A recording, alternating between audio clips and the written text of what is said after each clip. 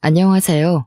파혼의 아픔을 딛고 내년 봄 결혼하는 29살 남자입니다. 불과 2년 전에 젊다면 젊은 나이에 파혼을 경험하였는데요. 아마 이 결혼을 했더라면 지금 저는 어떻게 살고 있을지 생각만 해도 끔찍하네요.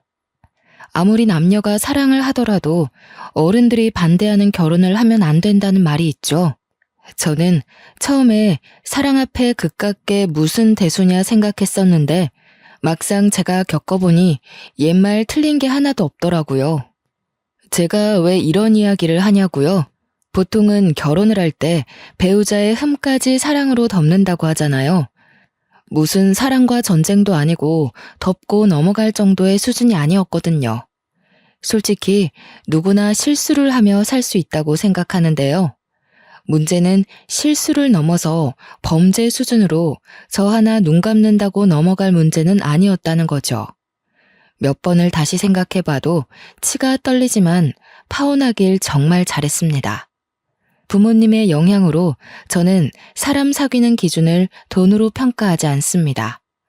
그러나 파혼을 경험하면서 더더욱 그러지 않기로 생각했거든요. 돈이 있으면 물론 좋죠. 먹고 싶은 거, 하고 싶은 거 다 할 수 있으니까요. 뭐든지 과하면 탈이 나듯이 어쩌면 저와 파혼한 그 여자도 인생에 탈이 난 것 같네요. 사랑에 눈이 멀어 제 손으로 인생을 망칠 뻔했던 사연 한번 들어보시겠어요? 저희 부모님은 이름을 대면 알만한 화장품 회사를 운영하고 계세요. 자랑은 아니지만 남들이 저보고 금수저라고 하더라고요. 저희 집이 화장품 회사를 운영하게 된 건 증조 할아버지 때부터입니다.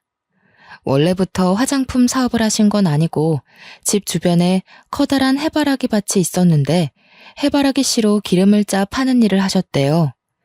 할아버지 친구들과 놀다가 작은 상처가 생겨 들어오는 날이면 증조 할머니께서 직접 만들어 발라주시던 연고가 있으셨는데 처음에는 냄새도 별로고 왜 이런 걸 몸에 바르나 생각하셨답니다.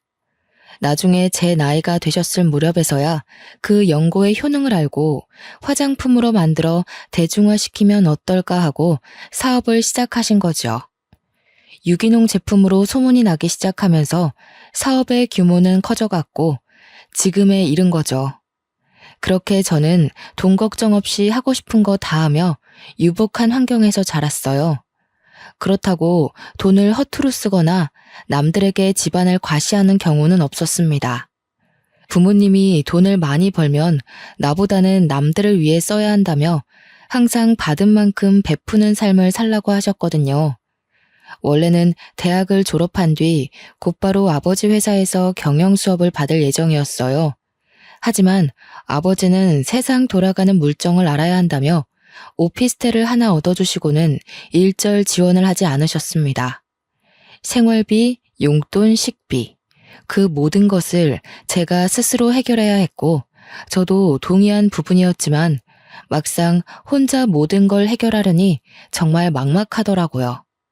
매번 어머니나 이모님이 해주시던 밥만 먹다가 제가 스스로 요리도 해보고요. 말 그대로 맨땅에 헤딩이었습니다. 그래도 다행인 건 용돈을 차곡차곡 모아둔 덕에 당장 생활할 돈은 있었죠. 제가 취업한 회사는 A그룹 계열사로 마케팅이나 기업체 홍보를 도와주는 업체였는데요. 저는 홍보팀에서 업무를 담당하게 되었습니다. 입사한 지 한 달 정도가 되었을 무렵 입사 동기들과 술자리를 가졌어요. 회사에 적응을 했냐, 일은 어떻냐 등 이런저런 이야기를 하며 술 한 잔을 기울였죠. 그러다 각자 연애에 대해 말을 하게 되었죠. 별 관심이 없던 터라 듣는 둥 마는 둥 하며 안주를 먹고 있는데 동기 녀석 중 하나가 저에게 연애해 볼 생각 없냐고 묻는 거 아니겠습니까? 아직 자리 잡기 전이고 누굴 만날 여력이 되지 않았기에 지금 당장은 생각이 없다고 했죠. 사실 연애를 하는 데 있어서 쓰라린 아픔이 여럿 있었죠. 첫사랑도 대학을 다니며 만나던 여자친구들도 저는 제가 차본 적이 없거든요.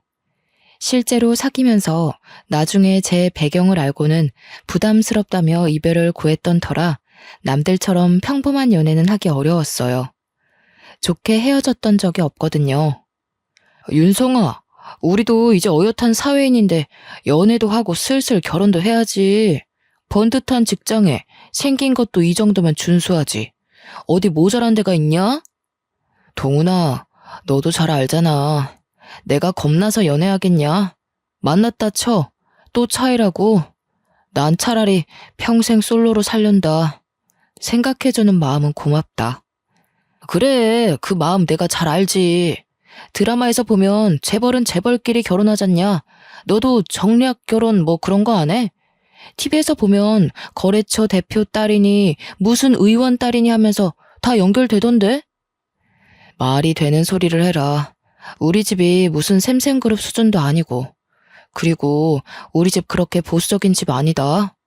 우리 부모님도 대학 때 만나서 연애 결혼하셨다고. 나는 자연스러운 만남을 추구해. 정략 결혼? 난 절대 그런 거 안 할 거야. 연애는 부질없다며 저한테 연애는 사치인 것 같다고 신세한탄을 하자 회사 사람 중에 유일하게 저희 집에 대해 아는 친구였던 터라 저를 이해해 주더군요. 그래도 기분 좋게 모임이 마무리되고 며칠의 시간이 흘렀습니다. 저에게 연애해 볼 생각 없냐던 동기 녀석이 간만에 불금을 즐겨보자며 저녁을 먹자고 연락이 온 거예요. 그래서 퇴근 후 근처 식당에서 보기로 하고 먼저가 기다렸습니다. 한 20분쯤 지났나? 언제 오나 전화를 해보려던 찰나 가게로 동기와 처음 보는 여자가 같이 오는 게 아니겠어요? 동기랑 둘만 보는 줄 알았는데 처음 보는 사람이 있어서 그런지 분위기가 괜히 낯설게 느껴졌어요. 인사해. 얘는 남가은. 이쪽은 내 입사 동기 정윤성이고. 아, 윤성아. 가은이 예쁘지? 가은이는 거래처 담당 직원인데 나랑 동갑이지 뭐야?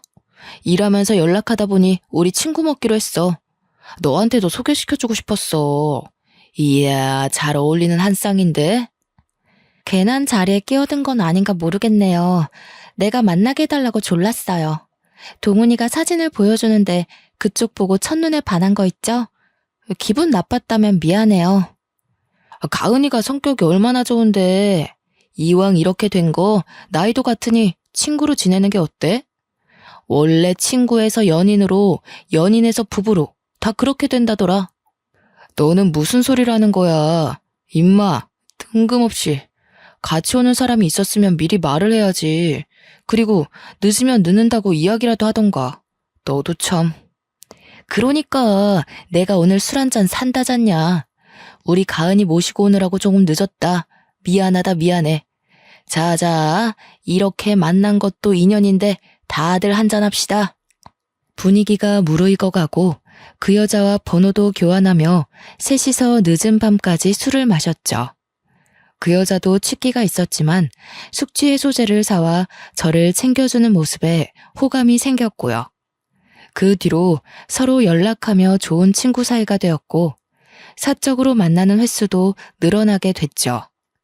대화를 하다 보니 취미 생활도 비슷해 이야기가 더 잘 통했던 것 같아요. 제가 밥도 못 먹고 일한다 하면 자신의 도시락을 싸면서 제 것도 같이 싸주고 회사가 가까웠기에 지나가면서 일 때문에 힘들 텐데 당 충전을 하라며 커피도 사주고 세심하고 배려 있는 모습에 저는 감동을 받았죠. 이런 여자면 평생을 같이 살아도 행복할 것 같았어요. 어느 날 영화를 보고 맛있는 음식을 먹으며 데이트를 했는데 그날 제가 고백했습니다. 친구 말고 진지한 사이가 되어보자고. 그렇게 저희는 연인 사이로 발전했습니다. 지금 생각해보면 정말 후회할 짓이었네요. 시간을 되돌릴 수만 있다면 그때 저를 뜯어말렸을 거예요. 몇 개월의 시간이 흐른 뒤 가을 어기였을 겁니다. 여전히 저희는 열렬히 사랑하고 있었고 미래를 함께하기로 약속하여 결혼을 이야기했죠. 그러던 어느 날 대학 동창 모임이 있었는데 파트너를 데리고 오라는 소리에 여자친구를 소개시켜주고 싶어 동행했어요. 오랜만에 보는 얼굴들이라 한참 반갑게 인사를 하는데 잠깐 살펴본 여자친구의 표정이 왠지 어두워 보이는 거예요. 많이 어색한가 싶어 불편하면 자리를 옮기냐 물어봤지만 한사코 괜찮다며 대답을 하기에 괜찮은 줄 알았죠. 나중에서야 말씀드리겠지만 불편했던 이유는 따로 있었더군요. 친구들은 제가 결혼할 여자를 데려왔다고 하니 많은 관심을 가졌습니다. 윤성아, 재수씨 같은 미인을 만나다니 너 진짜 행운하다. 자식, 집안도 그렇고 뭐 하나 빠지는 게 없구만. 역시 태생부터가 다른 금수저였어. 야, 여기서 집안 이야기가 왜 나와? 조용히 해. 여자친구는 동료 소개로 만났어. 우리 지금 결혼을 전제로 진지하게 만나는 중이고 곧 양가 인사드리고 상견례 예정이야. 재수씨, 어디 살아요? 대학교 어디 나왔어요? 우리랑 동갑이랬나? 이 자식 원래 공개연애 같은 거 안 했는데 결혼한다는 말이 진짜인가 보네? 대단한데. 재수씨, 완전 땡 잡은 겁니다. 아, 저는 A대학 경영학과 나왔어요. 나이는 윤성 씨랑 동갑이에요. 윤성 씨 같은 사람 만나게 돼서 저는 엄청 감사하고 있어요.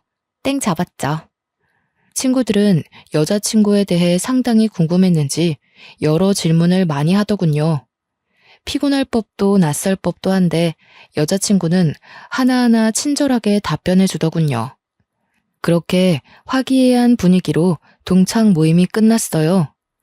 늦은 시간이기도 하고 내일 출근도 해야 하기에 자리를 파했습니다. 오늘 친구들 상대하느라 고생 많았어. 자식들이 좀 짓궂네. 많이 부담스럽게 한 것 같아서 내가 대신 사과할게. 미안해. 뭐 어때? 당연히 처음 만나는 사람인데 궁금한 게 있길 마련이지. 난 하나도 안 부담스러웠는걸? 자기 친구들이면 내 친구들이나 마찬가지지. 그렇게 여자친구를 바래다 주고는 회사 일 하랴 동창 녀석들 상대하랴 피곤해진 몸을 이끌고 겨우 집으로 왔고요. 며칠 뒤 대학 과동기였던 친구에게 연락이 왔는데요.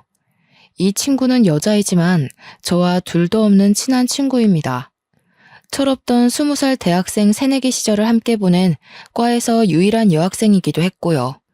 제가 군 생활하며 적응을 못하고 있을 때 쓸데없는 생각하지 말라며 강원도 인제까지 꼬박꼬박 면회를 와서 말동무가 되어준 정말 고마운 사람입니다.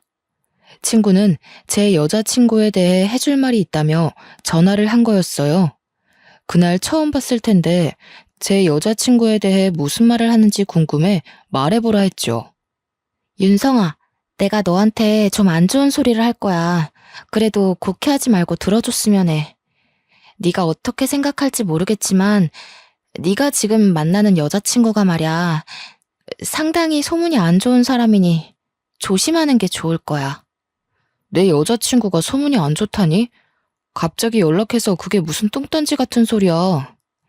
너 동창 모임에서 내 여자친구 처음 본 거 아니야? 무슨 근거로 그런 말을 하는데? 내가 너니까 이야기해주는 거야? 그 여자 A대학 경영학과 나왔다고 했지? 그 대학 나온 사람은 다 아는 이야기야. 그때 남자 문제가 끊이질 않았어. 젊은 이팔 청춘이 그럴 수 있다 생각하겠지만 도가 지나쳤다니까. 그러다 어느 날 갑자기 흔적도 없이 조용히 사라지더니 왜인 줄 알아? 대학 교수랑 불륜을 저질러서 얼굴 팔려가지고 휴학하고 해외로 튄 거였어. 야, 너는 지금 그게 말이 된다고 생각해? 내 여자친구가 그런 사람이라고? 도대체 네가 무슨 말을 하는지 하나도 이해가 안 가. 너 혹시 다른 사람이랑 착각한 거 아니냐? 내가 미쳤다고 이런 걸로 너한테 거짓말을 하겠니? 나도 대학생 때 사귀던 남자친구 민석이 알지? 걔 그 여자랑 바람나서 헤어진 거잖아. 나도 미쳤었지만 다시 화해해서 만나는데 그 여자가 임신했다면서 수술해야 된다고 민석이한테 돈도 뜯어갔었어. 이래도 내가 헛소리 같니? 아니, 어떻게 이럴 수가 있는 거지? 어떻게 생각해야 할지 감이 안 잡히네. 너 그 말 사실이야? 네 여자친구라는 그 사람 원래 양다리도 모자라 문어발로 남자 꼬시고 다녔던 사람이야. 혹시 모르니 너도 조심하는 게 좋을 거야. 그러다 정말 코 깨인다. 솔직히 처음에는 긴가민가 했거든. 얼굴이랑 이름이 달라서. 근데 어디서 많이 본 게 영 낯이 익어서 수소문 좀 해봤지. 알고 보니 외국으로 쫓겨나면서 성형을 좀 했나 보더라고. 개명도 했더라. 그래서 내가 선뜻 알아보지 못했던 거고. 믿는 건 네 자유야. 무슨 얼토당토 않는 이야기야. 너는 결혼할 여자 뒷얘기 들으면 퍽이나 기분 좋겠다. 생각 좀 하고 얘기해, 제발. 그러다 그 당사자가 내 여자친구가 아니면 너 고소 먹어도 할 말 없는 거야. 신고를 하던 말던 나는 사실만 이야기해주는 거야. 믿던 안 믿던 그것도 네 자유고. 내 말 무시하면 고스란히 대가를 치를 거라는 것만 알아도 다 경험에서 우러나온 이야기야. 그렇게 잡소리할 시간에 네 취미 생활이나 더해. 결혼 준비 잘해가고 있는 커플한테 그게 할 소리냐? 너 다시는 연락하지 마. 결혼을 약속한 여자친구의 뒷이야기를 들으니 기분이 좋을 리 있겠습니까? 저는 결국 친구에게 신경질을 내버렸죠. 저도 사람인지라 친한 친구가 그렇게 이야기를 하니 살짝 의구심이 들긴 했습니다. 그래서 같이 근무하는 부서에 마침 A대학 출신의 후배가 있었죠. 혹시나 하는 마음에 대학 다닐 때 이런 소문 들어봤냐며 넌지시 이야기했어요. 선배, 그거 그렇게 놀랄 일도 아니에요. 그 대학 나온 사람들이면 웬만한 사람들은 다 알고 있는 이야기인데요, 뭐. 여러 남자 만나고 다니는 거 이해한다 쳐요. 대박이었던 건 교수랑 불륜한 거. 그게 대박이었죠. 학교로 와이프 찾아오고 머리채 잡히고 난리도 아니었죠. 정말 그 정도로 심각했어? 그 여자도 정말 대단하다. 무슨 정신으로 임자 있는 사람이랑 그런 짓을 했대? 그야 본인들만 알겠죠. 교수 와이프가 임신까지 했었는데 그 일로 유산했고요. 그 여자 얼굴 팔리고 학교 못 나와서 휴학하고 외국으로 날랐잖아요. 상간녀 소송도 당하고 아마 위자료 꽤나 물어줬을걸요. 성형했다는 소문도 있고 아직도 그 교수랑 만난다는 얘기도 있고. 후배마저 그렇게 이야기하니 머리가 띵하더라고요. 저한텐 그저 다정하고 착하고 세심한 여자친구였기에 절대 상상할 수 없던 일이었습니다. 정말 기가 막히네. 혹시 궁금해서 그런데 그때 그 사람 누군지 알 수 있어? 사진이라던가. 후배는 아직도 생생하다며 자신도 그때 너무 충격이어서 친구들이 보내준 사진을 아마 휴대폰에 저장해놨을 거래요. 한참을 뒤적거리더니 사진 한 장을 제게 보여주는데 아뿔싸. 저는 그 사진을 보고 아무 말을 할 수가 없었죠. 외모가 조금은 다른 모습이었지만 저는 여자친구인 걸 단번에 알았죠. 목 부분에 사고로 생긴 5cm 정도 되는 흉터가 있었는데 사진 속 여자도 같은 위치에 상처가 있더라고요. 이 여자 정말 그런 일이랑 거리 멀어 보이죠? 진짜 연예인보다 더 유명했을 거예요. 아직도 가끔 회자되는걸요? 완전 학교 명물이에요, 명물. 안 좋은 쪽이지만. 그럼 말 다 했죠, 뭐. 그날 도무지 일이 손에 안 잡히더군요. 후배한테 괜히 물어봤나 싶기도 하고. 지나간 과거인데 지금 와서 무엇을 어쩌겠나 싶더라고요.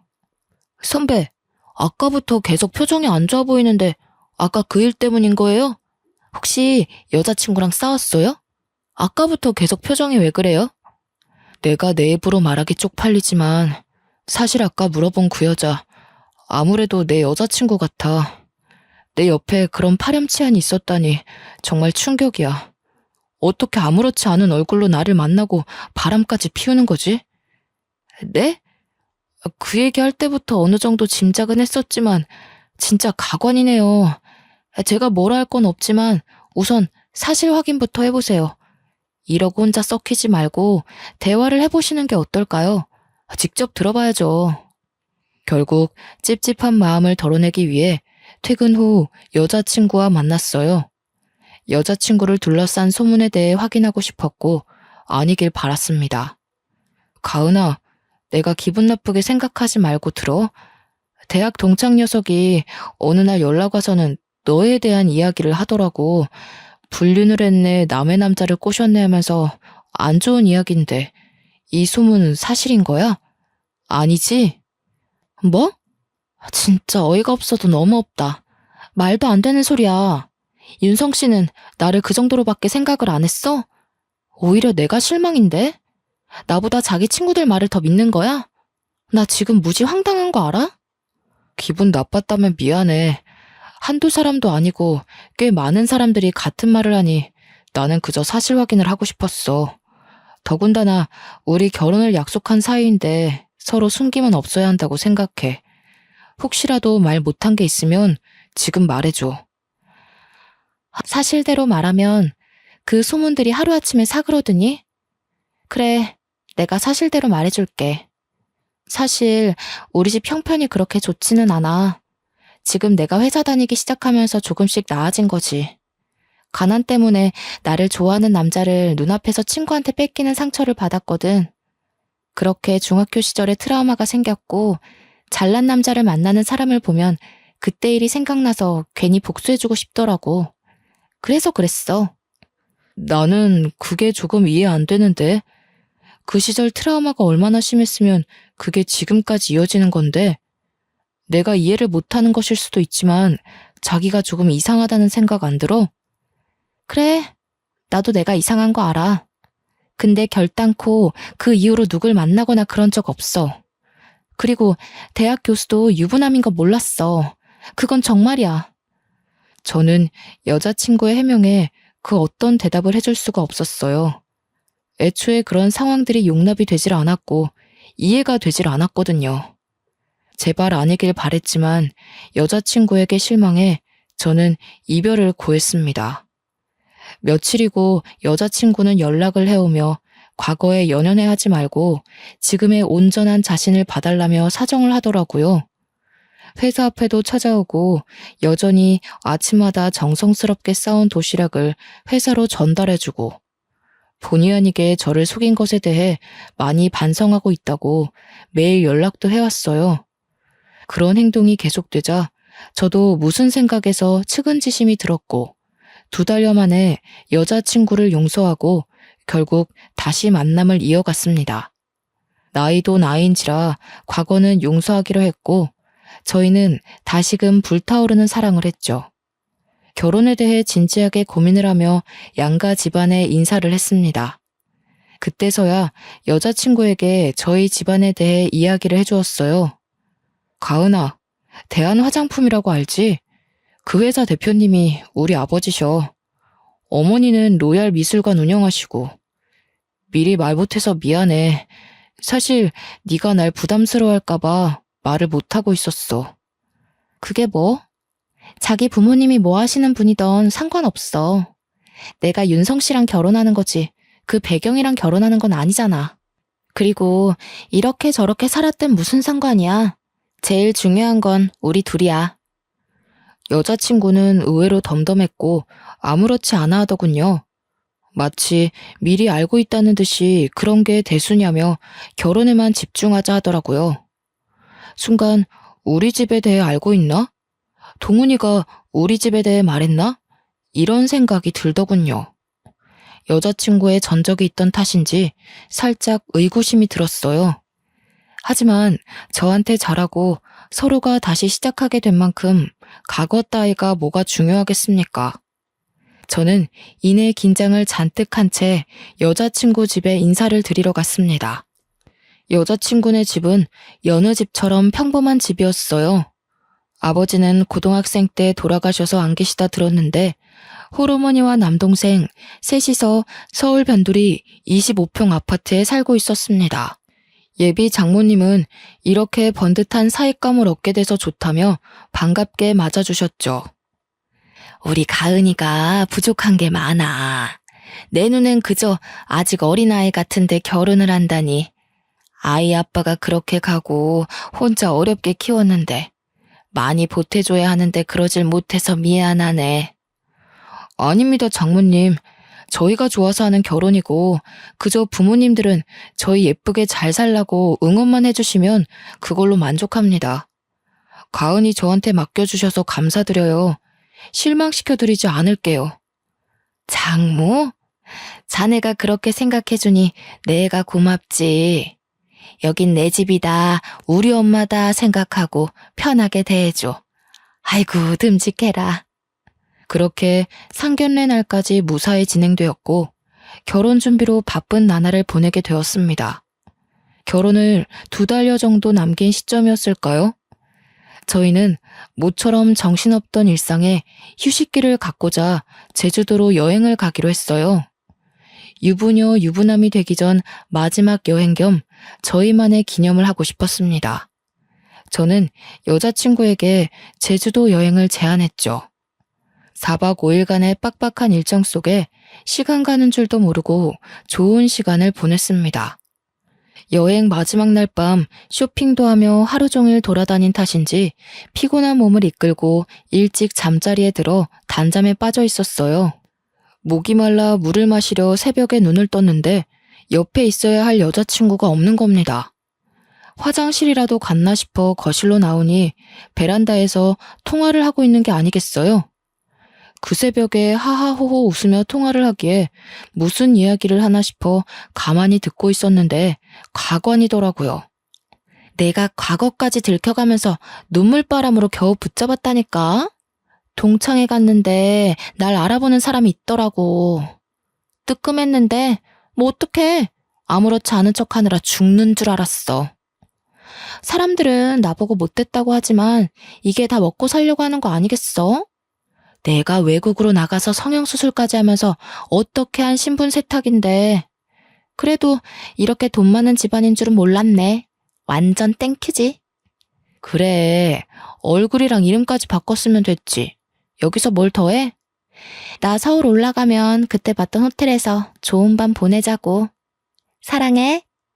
누군가와 이런 대화를 하고 있는 겁니다. 신분 세탁, 성형수술, 과거가 있다고? 이런 내용이 딱 봐도 결혼을 앞둔 여자가 통화할 내용은 아니잖아요. 저는 우선 자는 척을 하며 여자친구가 잠이 들 때까지 기다렸습니다. 1시간 정도가 지났을까 여자친구가 깊은 잠에 빠져들고 저는 이때다 싶어 휴대폰을 봤어요. 통화 기록, 사진첩, 메시지를 전부 살펴봤는데 알고 보니 내 사랑 하트로 저장된 사람과 무수한 연락을 주고받았더라고요. 서로 사랑을 하니 보고 싶니 등 서로 죽고 못 사는 연인 사이의 대화였죠. 그것들을 보다가 더 기가 막힌 사실을 알았는데 뭐였는지 아세요? 바람을 피운 상대가 처음 여자친구를 소개시켜줬던 회사 동기였던 겁니다. 믿는 도끼에 발등 찍힌다는 말이 있죠. 알고 보니 동기랑 3년 넘게 동거 상태였고 저랑은 사기 결혼해서 우리 집 돈을 빼먹으려고 수쓴 거였어요.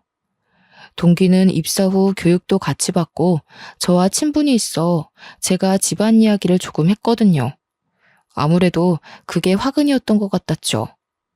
동기와 짜고 저에게 계획적으로 접근했다는 사실에 분노가 치밀어 올랐습니다. 그저 기가 막히고 어이가 없는 상황에 당장이라도 얼굴에 물을 끼얹고 싶었지만 서울로 올라간 뒤 나름의 복수를 하기로 했어요. 정말 너무 괘씸했거든요. 엄마, 아버지, 저 드릴 말씀이 있어요. 제가 진지하게 생각해봤는데 결혼은 아직 때가 아닌 것 같아요. 이 결혼은 없던 일로 할게요. 윤성아, 그게 무슨 소리냐? 상견례까지 마치고 날까지 다 잡아놨는데 새아가랑 무슨 일이라도 있는 게야? 싸운 거야? 그게 아니라요. 제가 제 입으로 말하기 부끄럽지만 가은이 오래전부터 동거하고 만나던 남자가 있더라고요. 저한테 아무래도 계획적으로 접근한 것 같아요. 이거 보세요. 아버지께 여자친구의 일을 사실대로 말씀드리며 제 휴대폰에 저장해놓은 사진과 녹음 파일, 동영상을 모두 보여드렸죠. 아니 이게 진짜 사실이란 말이냐? 여태껏 우리를 가지고 놀았단 말이냐?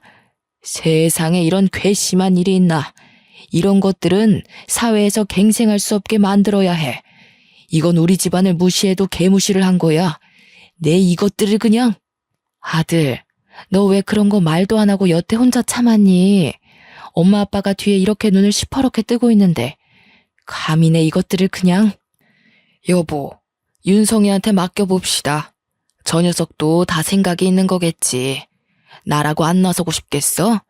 내 당장 윤 변호사 시켜서 그것들을 감옥에 쳐넣어도 모자라지만 윤성이가 알아서 잘 해결할 테니 일단 두고 봅시다.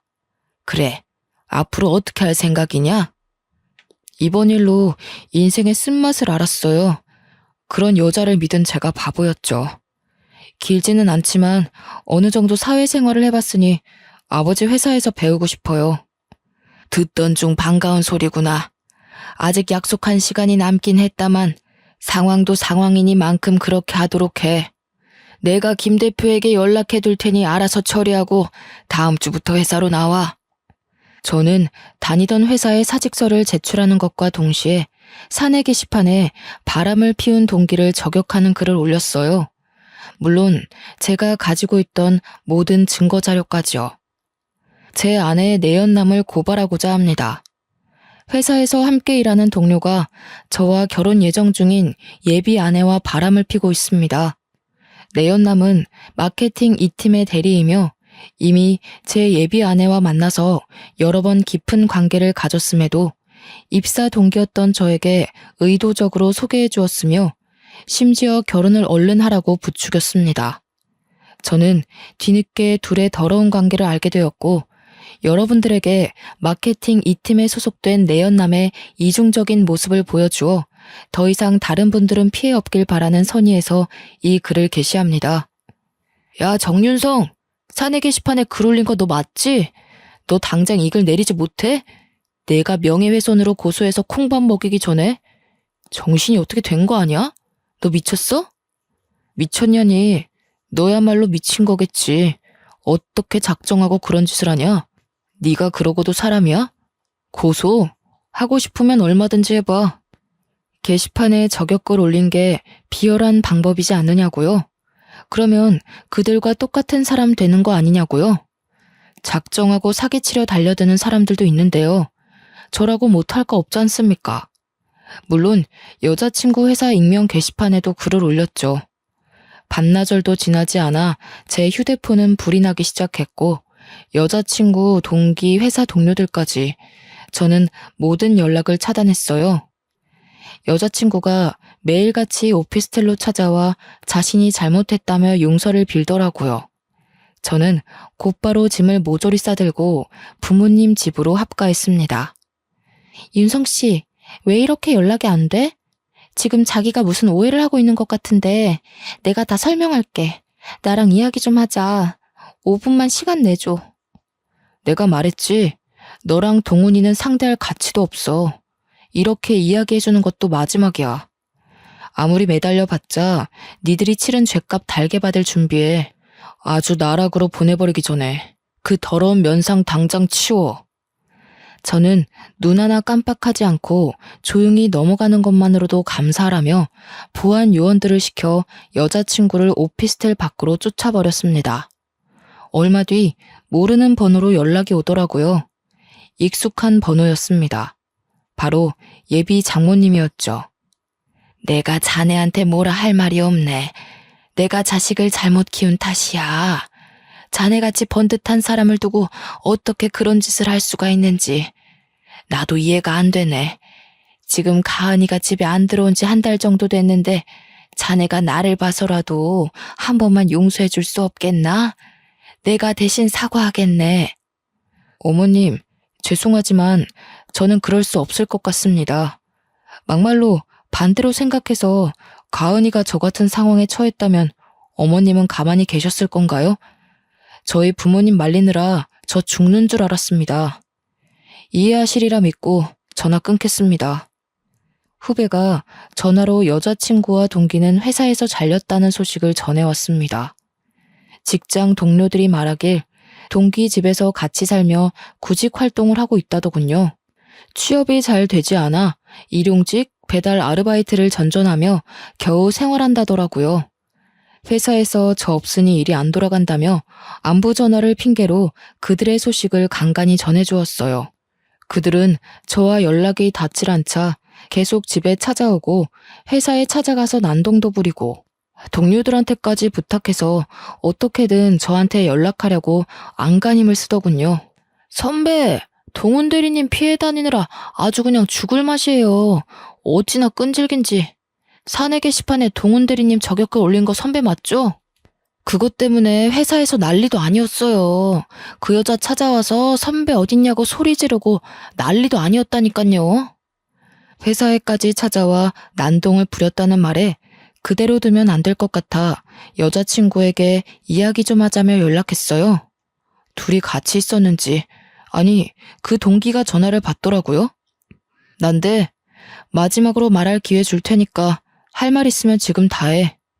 왜 엄한 회사에 가서 난동을 부려? 아직도 정신 못 차렸구나.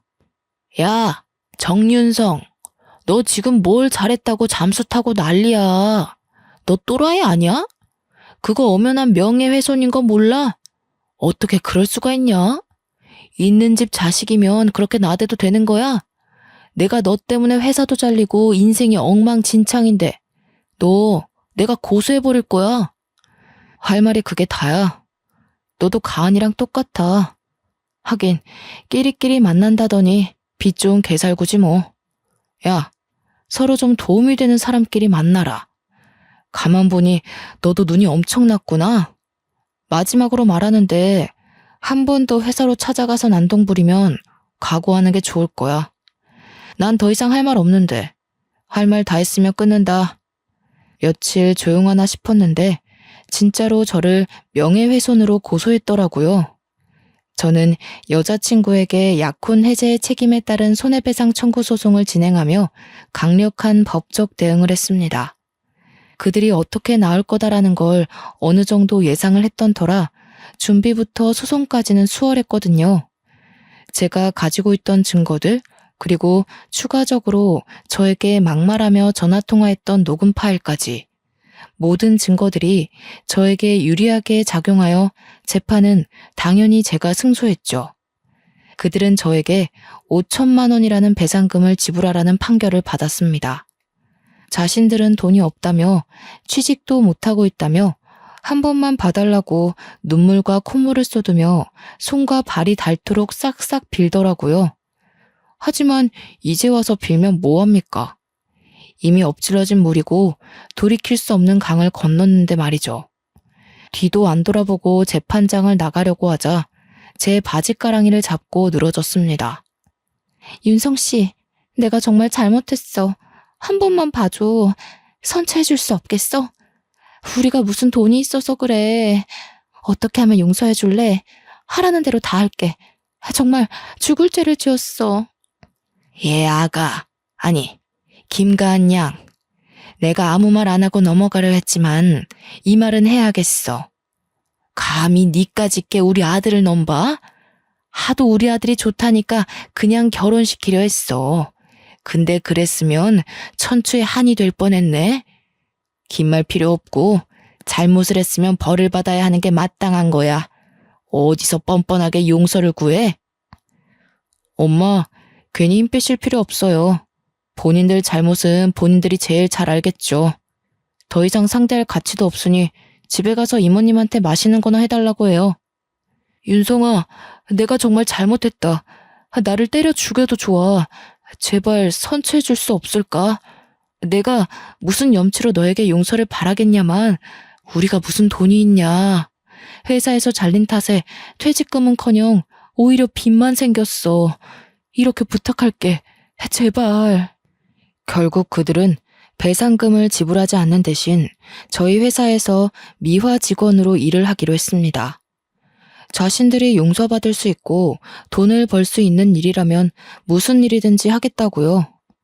아침에 출근할 때마다 청소를 하고 있는 모습을 보고 있노라면 고소해 죽겠습니다.